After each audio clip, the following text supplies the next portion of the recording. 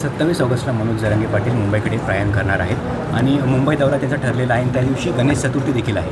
मग प्रशासनाचं नेमकं नियोजन कसं आहे आणि कायदा सुव्यवस्था कशामध्ये ठेवावी असं तुम्हाला वाटतं? प्रशासनाचं नियोजन हे नेहमीच असतं, ते नियोजन असणारच आहे.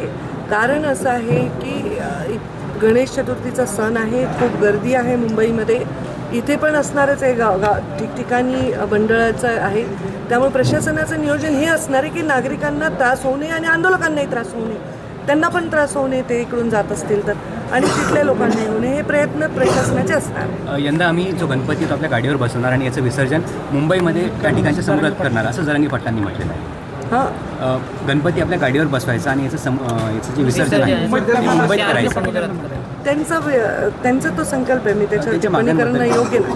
मागण्यांबद्दल काय? मागण्याबद्दल ज्या मागण्या कायद्याच्या चौकटीत बसतात त्या मागण्यांना समर्थन वेळोवेळी दिलेलं आहे.